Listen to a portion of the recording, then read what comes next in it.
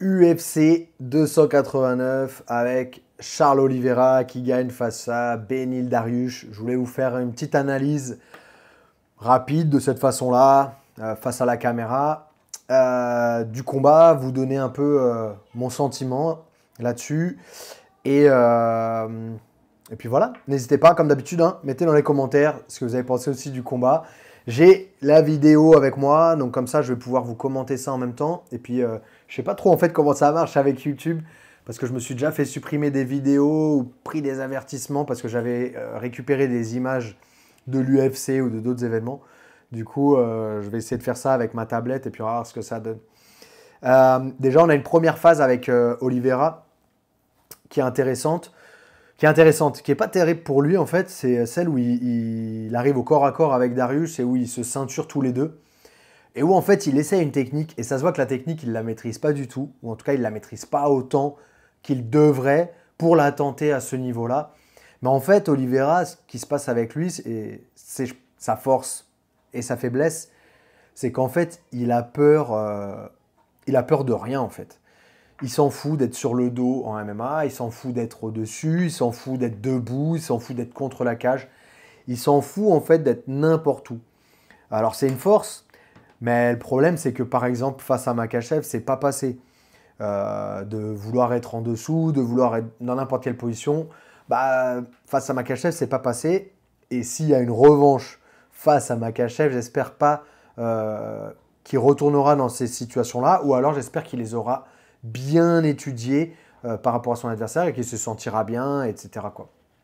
Une petite parenthèse aussi par rapport à ça, je l'avais déjà dit dans une autre vidéo, mais faut pas oublier que Makhachev, c'était lui le challenger, c'est lui qui allait chercher la ceinture et c'est lui qui a décidé d'où où ils allaient combattre. Et c'était à Abu Dhabi, il me semble, à Abu Dhabi. Et en fait, bah, pour Makhachev, c'est plutôt pratique, c'est pas très loin de chez lui. Je pense qu'ils s'entraînent aussi pas mal là-bas, ils sont pas mal dans cette région-là.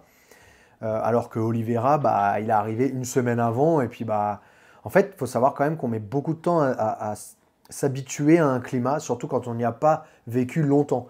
Un exemple, moi, quand je venais au Brésil m'entraîner, eh ben, je mettais vraiment 2 semaines à m'habituer à cette différence de température, à cette différence de degré d'humidité.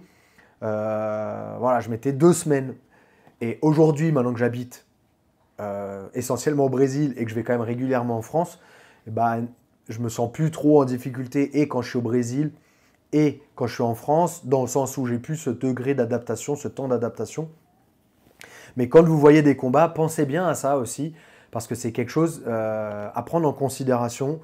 Je ne sais plus qui d'autre avait eu aussi ce problème-là. Il me semble que ça avait été Gilbert Burns aussi qui avait combattu au Mexique, ou en tout cas dans une ville en altitude, et où il avait fait l'un des pires combats de sa carrière, de ses derniers combats. Il avait parlé de ça, et c'était lui aussi qui avait parlé de ce fait de quand Charles, qui était champion, il doit plus être le challenger où je prends n'importe qui à n'importe quel moment et n'importe où. Il faut quand même décider un minimum d'où on veut combattre pour être quand même dans les meilleures conditions possibles pour pouvoir garder la ceinture. Voilà, surtout face à des mecs très forts comme Makhachev. Bref, parenthèse fermée. Face à Beneil Dariush, bon déjà moi je m'attendais pas à ce que ça parte comme ça aussi vite et que ça se termine entre guillemets aussi vite au premier round. Je m'attendais quand même à un petit peu plus de solutions, de tempête, de tempête face à Oliveira parce qu'il fallait s'y attendre. Mais après, encore une fois, c'est une chose où c'est pas facile hein, de se préparer pour un combat comme ça parce qu'on n'a quasiment jamais de personnes comme ça dans des clubs. Il y a une personne sur peut-être 100, 200, 300 qui est comme ça, quoi. Qui arrête pas, qui avance, qui n'a pas peur de ne plus avoir de cardio, qui sait boxer, qui sait lutter, qui est bon en fait dans tous les compartiments. Et c'est difficile. Et en fait, la force d'Oliveira, c'est vraiment qu'il sait mixer. C'est vraiment un combattant de MMA. Pourquoi je dis ça? Parce que, donc au début, ça se colle. Il essaie une position de lutte, ça se voit qu'il ne maîtrise pas complètement, mais qu'il tente quand même, parce qu'il s'en fout si ça ne marche pas, parce qu'il n'a pas peur de se retrouver en dessous. Et il se retrouve en dessous. En dessous, je l'ai trouvé beaucoup plus concentré que face à Makhachev. Beaucoup plus sûr de lui, avec beaucoup plus de répondants techniques, où il contrôlait d'un côté le poignet, ou en tout cas il essayait d'occuper la main sur son côté gauche. Et en fait, de l'autre côté, il était légèrement tourné comme ceci pour se protéger. Et en fait, ce qui était intéressant à voir, c'est qu'il se protégeait et il est aussi en position pour frapper fort, en mode marteau, comme ça. Alors que là, bon, à taper comme ça, on va pas faire grand-chose en dessous. Par contre, il était contrôlé le poignet. Donc du coup, le seul bras qui peut mettre en danger, c'est celui-là. Il se protégeait. Dariush, il tapait une fois, ça touchait son bras. Tout de suite, boum, il l'envoyait dans la tête. Il contrôlait en plus la distance avec l'autre bras. Et ce qui est intéressant aussi, c'est que sur chaque distance où il se retrouvait, où Dariush se retrouvait avec lui, il avait toujours du répondant. C'est-à-dire que garde fermée, il va tenter triangle clé de bras en attaque. Et puis, il va faire ce travail-là de contrôle d'un côté et protection de l'autre pour frapper. Distance, tout de suite, il part. Alors ça, c'est un truc de ouf. En garde de la riva. Garde de la riva, c'est avec le crochet. Donc, quand Darius est debout, il vient crocheter la jambe de Darius par l'extérieur et il essaie d'aller dans son dos. Je ne sais pas s'il a déjà réussi à placer la technique complètement en combat. Ça me semble quand même difficile en MMA. Par contre, ça déstabilise l'adversaire, ça le déséquilibre. Et qu'est-ce qui se passe? C'est soit l'adversaire il va s'éloigner encore plus, soit l'adversaire il va essayer de coller un peu plus. Qu'est-ce qui va se passer s'il colle plus? On se retrouve en garde fermée, on redevient en danger. Si on s'éloigne, Charles Oliveira se lève et il reboxe. Donc c'est vraiment intéressant de voir ce jeu-là. Et comme j'entendais aussi dire Craig Jones, ce qu'il faut se dire par contre, c'est que ce jeu-là, pour le maîtriser, c'est des années et des années et des années de sol, mais pur sol à faire. Craig Jones, il parle de 10 ans. Je pense qu'on n'en est pas loin pour pouvoir maîtriser ce genre de jeu et réussir à l'appliquer aussi en MMA. Donc après cette séquence-là au sol, ça se relève, c'est direct contre la cage. Ça boxe un peu dirty box, on va dire Muay Thai, clinch, etc. Ça reprend un peu la distance, mais on voit vraiment que Charles Oliveira, il ne le lâche plus. Comme il dit, il l'a chassé comme un chasseur. Et donc, il le touche, il me semble qu'il le touche avec un high kick. Et du coup, Dariush se met à tout de suite rentrer dans les jambes. Et ça, c'est un truc aussi, alors j'écoutais après une interview d'Oliveira qui disait qu'il savait que Dariush, si jamais il était touché, il allait chercher à se coller à Oliveira. Et ça, c'est ce que Oliveira préfère. Hein. Donc, il va chercher à rentrer, il rentre dans les jambes en single leg. Et une phase qui est très intéressante de chez Dariush. Et on voit aussi la comparaison entre la réaction derrière en attaque ou contre-attaque de Gamrot, donc le combat précédent de Dariush. Et là, Dariush qui fait donc sa roulade, il est en position quadrupédique. Je vais vous montrer. J'ai trouvé ça très intéressant. Hop, attendez. Je trouvais ce passage très très très intéressant. On y est là. Hop. Tac. Là, il va tourner ou va pour éviter de se faire prendre le dos. Là, il se protège. Mais en fait, ce qui est intéressant, c'est que Oliveira n'a pas cherché. Comme Oliveira, en fait, il s'en fout de se retrouver debout, au sol, dans n'importe quelle position. Il n'a pas cherché à accompagner le mouvement de Dariush, donc de l'accompagner complètement. Il roule avec lui. Non. Il l'a laissé tourner, mais il l'a laissé tourner pour tout de suite le punir pour le frapper. Donc c'est là où je trouve qu'il est très fort parce que il sait qu'au sol, il est au-dessus de tout le monde, mais en fait, il sait faire les bons choix. C'est-à-dire qu'il aurait pu, comme Gamrot, chercher à contrôler l'adversaire, le garder, mais non. Tout de suite, il se place bien avec ses genoux. Regardez la position dans laquelle il est, dans la position dans laquelle il arrive. Il arrive dans une position près de demi-garde, donc une seule jambe entre les jambes, une jambe qui est plus proche du bras et de la tête de Dariush. Et en fait, qu'est-ce qui se passe là? Il est très très fort pour venir frapper Dariush.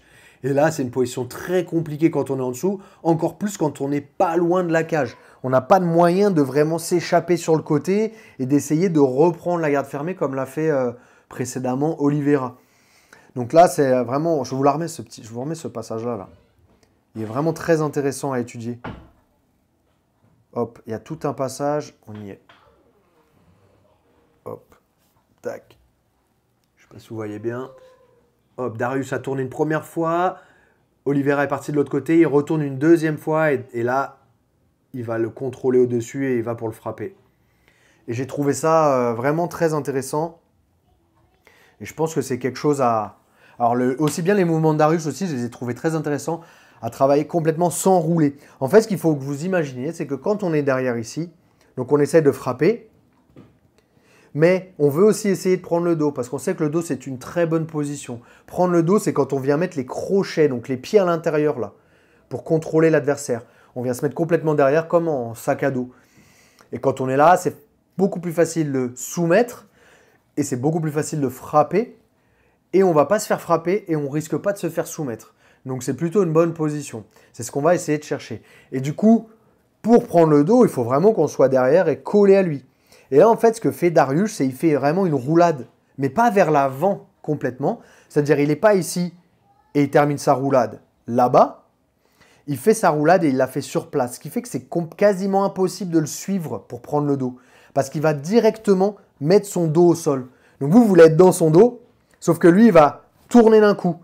Et vous n'allez pas réussir à le suivre. Donc c'est assez intéressant. Et c'est assez intéressant aussi de voir comment Oliveira s'est adapté à ça. Et je pense qu'Oliveira s'y attendait parce que il y a eu pas mal de séquences comme ça face à Gamrot, donc le combat précédent. Mais Gamrot était plus en mode lutteur plutôt qu'en mode, on va dire, ground and pound, quoi, vraiment au sol. Donc voilà, je trouvais vraiment ce combat intéressant. Il y a eu des bonnes phases. J'aurais aimé qu'il dure un peu plus longtemps pour voir encore plus de phases au sol. Juste aussi, je vais parler rapidement, très brièvement d'Amanda Nunes. Alors j'avais dit que l'autre allait la battre. En fait, je pense que j'ai oublié son prénom. Je pense qu'elle est passée complètement à côté de son match. J'ai pas du tout compris la stratégie. J'ai pas du tout compris ce qui s'est passé. Et je pense qu'elle a été complètement... je sais pas comment on peut... En anglais, ils disent ça, freeze. On est vraiment congelé. Elle a été gelée, quoi. Elle était comme ça derrière ses mains. Et moi, en fait, je pensais qu'elle attendait juste à la... Enfin, sa stratégie, c'était de venir contrer quand Amanda Nunes allait arriver. Et d'ailleurs, quelques fois, c'est rentré. Elle a réussi à connecter. Et ça se voit qu'Amanda Nunes, elle n'était plus du tout sereine. Donc, du coup, elle a travaillé pas mal avec les jambes. Mais elle est passée complètement à côté de son match, quoi. Donc, c'est vraiment dommage parce que je pense qu'elle avait vraiment moyen de la battre. Après, l'histoire est belle. Elle termine, donc Amanda Nunes prend sa retraite avec ses 2 ceintures. Donc c'est quand même, c'est beau, elle a fait une super carrière. Maintenant, voilà, on va voir qui va prendre la relève dans ces catégories féminines. Et puis voilà, quel autre combat il y a eu d'intéressant? Bien évidemment, on a eu notre Nassourdine qui a combattu aussi. Et Nassourdine, franchement, il était en train de défoncer Curtis. Donc après, Curtis aussi, c'était pareil. Face à Gastelum, là, il a eu des moments très très compliqués, mais il s'est réveillé à partir de la moitié du 2e round, 3e round, il s'est réveillé. Donc est-ce que ça allait être la même chose? Franchement, je pense pas, parce que Nassourdine était vraiment en train de lui rouler dessus. Mais ce que je reproche un peu à Nassourdine, c'est... Alors bien évidemment, je sais, j'attends déjà les commentaires. Ouais, t'as qu'à monter dans la cage et tu verras bien, et ci et ça, machin. Je suis là pour analyser, pour vous apporter un petit peu mon expertise de combattant du sol ou de fan de MMA depuis de nombreuses années. Et je trouve que ça manque d'agressivité, ça manque d'envie de rentrer dedans, quoi. Franchement, Nassourdine, je pense qu'il est beaucoup plus fort que lui, que Curtis. Il est beaucoup plus fort que Strickland. Mais je sais pas, il fait des stratégies un peu... il tape, il recule, il tourne, il tape, il recule. Alors je sais, vous allez me dire, ouais, mais c'est ça le MMA, il faut essayer de frapper sans se faire toucher. Bien évidemment, l'idée c'est de faire le plus de... Regardons Saladin. Saladin Parnasse, il fait des combats où il se fait quasiment pas toucher, il pourrait combattre le lendemain déjà. Mais c'est complètement différent quand même. Saladin, quand il frappe, il met déjà beaucoup de volume Et il a vraiment l'envie, et puis il n'hésite pas à aller au contact, il n'hésite pas à lutter. En tout cas, on ressent beaucoup plus une envie de gagner, une envie de terminer le combat que Nassourdine. Alors que Nassourdine, pour moi, il a vraiment le niveau pour le faire. Et je trouve qu'il y a un peu trop... bon, je vais redire ce que j'ai dit sur d'autres vidéos, mais je trouve que c'est un peu le style de Lopez, quoi. C'est un peu le style du MMA Factory d'être beaucoup sur assurer la victoire à tout prix. Mais des fois, assurer la victoire à tout prix alors qu'on a le dessus, alors que techniquement on est plus fort, alors qu'en taille on est plus fort, alors qu'en force on est plus fort. Ouais, en force on est plus fort, mais on est au-dessus, niveau physique. Bah, je pense qu'il faut rouler dessus, quoi, parce qu'on est là pour faire du spectacle aussi, on est là pour gagner de l'argent, on est là pour impressionner. On n'est pas aux Jeux Olympiques, on n'est pas juste là pour gagner la médaille au bout, non. On est là pour gagner de l'argent, on est là pour marquer les esprits, on est là pour voilà, faire des combats spectaculaires. Et je trouve que ça manque un peu à Nassourdine et c'est vraiment dommage parce qu'encore une fois, je pense qu'il en a vraiment les capacités. Et il pourrait être déjà dans le top 5, dans le top 3, facile, quoi. Mais bon, après, voilà, je pense qu'il faudrait qu'il se lâche beaucoup plus, puis qu'il n'hésite pas aussi à lutter, et qu'il n'hésite pas voilà, à faire un peu plus de MMA, à rentrer dans la gueule, quoi, à montrer que c'est lui le patron, quoi. Donc voilà, j'espère qu'on verra un Nassourdine aussi comme ça. En tout cas, vraiment dommage, là, cette histoire de coupure. C'est forcément... et j'ai même pas l'impression que ça l'a forcément touché. Mais il a vraiment géré son esprit, il a vraiment géré ses sentiments, quoi. Parce que je pense qu'il était dégoûté.